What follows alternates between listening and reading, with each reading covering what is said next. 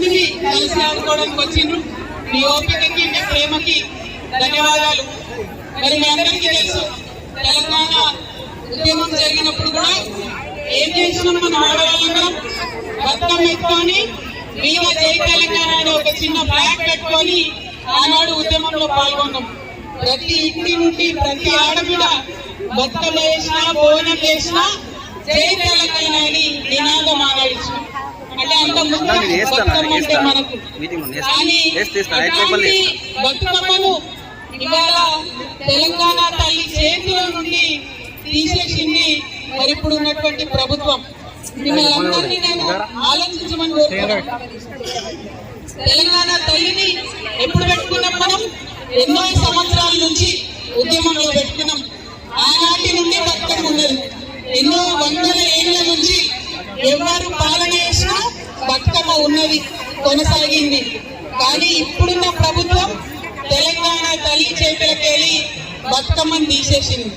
తీసేసి ఇప్పుడు ఏమంటారంటే, మేము తెలంగాణ తల్లిని ఒప్పుకోము, కానీ మనందరం అక్కడ పోయి వాళ్ళు గిన్నిస్ రికార్డ్ చేస్తారట బతుకమ్మలలో. ఆ గిన్నిస్ రికార్డ్ లో మరి మనందరం పోవాలన్నట.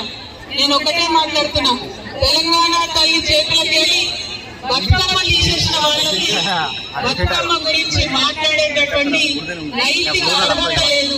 ఆ విషయాన్ని మీ అందరూ గమనించవలసిందిగా నేను కోరుతా ఉన్నాను.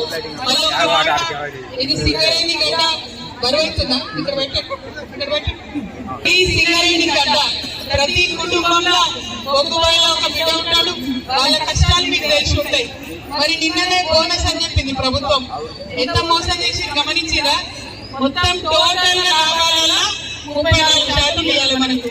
కానీ అందులో ఒక 60% పైసలు పక్కకు పెట్టి మిగతా వాటిలో మనకు బోనస్ అని ఇచ్చింది. అంటే ఏం జరిగింది? ప్రతి సింగరేణి కార్మికుడి ఇంట్లో కనీసం 1 లక్ష రూపాయలు నష్టం జరిగింది. మీకు వచ్చే బోనస్ ప్రభుత్వం చెప్పేది 1,90,000 చెప్తారు. కానీ ఇంకొక 1,00,000 రూపాయలు ఎక్కువ రావాలి. అది ఇవ్వకుండా ఎదుర్కొన్నటువంటి ప్రభుత్వం ఈ ప్రభుత్వం.